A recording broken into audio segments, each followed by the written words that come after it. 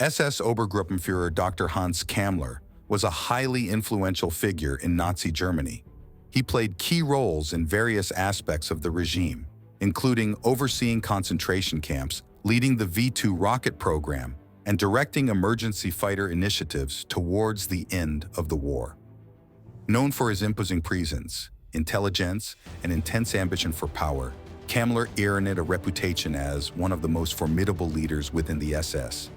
Even Albert Speer, Hitler's chief architect, described him as Himmler's most brutal and ruthless henchman. As his influence peaked towards the end of the war, SS Commander Hans Kammler vanished under mysterious circumstances. Conflicting reports surfaced regarding his fate. Some said he died in battle, while others suggested he and his wife had taken cyanide pills, though she later refuted this. Speculation arose about potential escapes or secret deals with the Allies. Yet, there were also rumors of him fleeing to the United States, where supposedly he met a fate even worse than cyanide. Hans Kammler began his career as an ambitious engineer with a strong desire to contribute to Germany's recovery. Since his youth, he harbored a deep sense of patriotism, regretting his inability to serve in World War I. In 1919, he joined the Rossbach Freikorps, a right-wing paramilitary group that emerged post-war.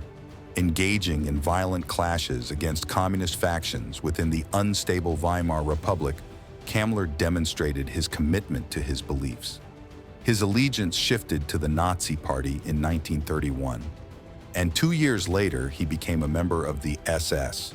Kammler's charm and intellect propelled him up the ranks swiftly, transitioning from leading the building department to becoming deputy chief of the SS's main economic and administrative office. He wielded significant influence. In this role, he managed finances, spearheaded business ventures for the SS state, and oversaw the establishment and operation of numerous concentration camps across the Reich. Taking charge, he proposed a chilling solution to manage camp populations: the construction of crematorium buildings. His endeavors eventually led him to involvement in the clandestine weapons programs of the Third Reich. His task involved constructing concealed underground facilities where the latest Nazi weaponry would be researched and manufactured. Starting in 1942, he took charge of production plants and testing grounds for cutting-edge projects like the V-2 rocket and the revolutionary Messerschmitt Me 262 jet. With unwavering determination and wholehearted dedication to his duties, he quickly ascended to role as overseeing operations and weapon development. The development facilities for the V-1 and V-2 rockets were constructed underground, linked to concentration camps where Hans Kammler exploited slave labor. He showed no mercy toward the prisoners, often working them until their death. When urged to improve their conditions, he callously replied, "Don't worry about the victims. The work must proceed ahead in the shortest time possible." As Kammler's importance grew within the Nazi regime, he found himself operating under Albert Speer, Hitler's Minister of Armaments and War Production. Although Speer considered Kammler an ally and entrusted him with specific construction tasks, Kammler resented taking orders and desired to surpass Speer in both position and authority. After almost a year under Speer's command, Kammler convinced Hermann Göring, head of the Luftwaffe, to appoint him as the director of special buildings for the fighter aircraft program. This move undermined Speer's authority significantly, especially as the war neared its end and power dynamics within the regime shifted.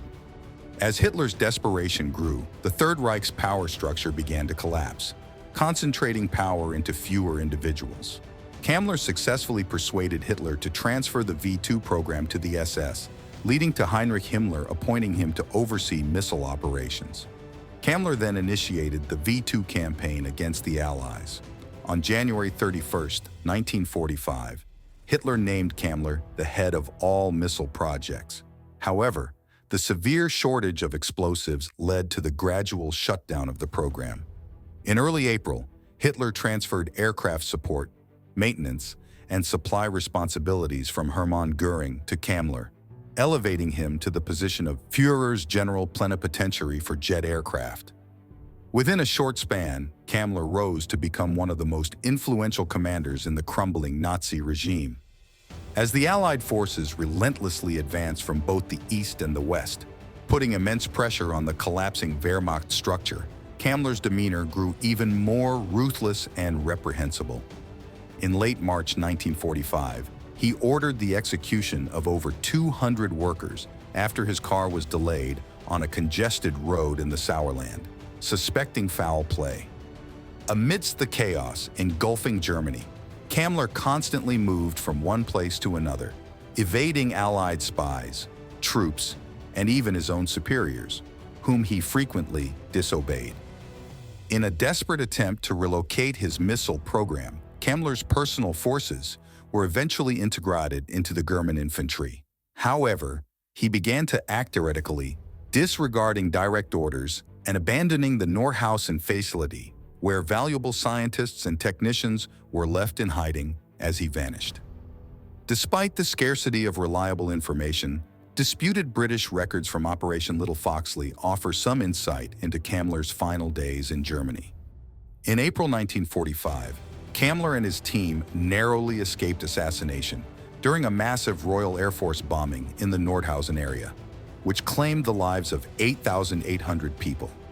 They managed to drive to safety, and on the 13th, Kammler was reportedly in Munich for a meeting with Albert Speer. Later, they sought refuge at the Linderhof Palace near an extensive underground SS hideout and the Messerschmitt 262 jet aircraft factory in Oberammergau.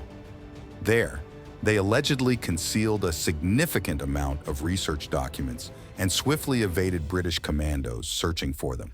By April 28th, they had relocated to Avon in Austria, close to a concentration camp where prisoners had been forced to build an underground armament storage facility. On May 3rd and 4th, just days before Germany's final surrender, Kammler and his staff headed for Prague, which was still under German control. However, Kammler and his driver, Friedrich Baum, eventually separated from the main convoy, and their whereabouts became unknown. The British claimed to have received one last message from Kammler on May 7, when he reportedly contacted a surviving SS group in hiding. However, any subsequent developments remain unconfirmed. The story surrounding Hans Kammler's fate is shrouded in mystery and speculation. According to one account, Kammler and his driver, Baum, arrived in Prague but became caught up in the Czech uprising against German occupation forces. Allegedly, Kammler was shot in the left knee, taken to a hospital, and later killed by Czech partisans when the hospital was overrun. However, records indicate that a senior army sergeant named Friederike Baum, who suffered a similar injury, was admitted to a military hospital in Austria and died from infection days later. Some historians suggest that Kammler may have assumed Baum's identity and attempted to flee the chaos following the war's end. Others claim he ended his own life while on the run, with various accounts suggesting he consumed cyanide or was buried in an unmarked grave by his loyal followers. Another theory suggests that Kammler was captured by the Americans in May 1945, but later escaped and began working for the Soviets in East Germany. The lack of urgency in searching for Kammler immediately after the war and the absence of his name in post-war trials have led to suspicions that he may have been in Allied custody, possibly even in secret, or that his capture was fabricated to provide a convenient explanation for his fate in Soviet-controlled territory. Some reports suggest Kammler was taken to the U.S. and held captive until 1947, where he was allegedly subjected to brutal punishment and torture before taking his own life. Despite various reports and theories, the true fate of Hans Kammler remains unknown, leaving historians to speculate on whether he committed suicide while in U.S. custody or managed to evade justice altogether.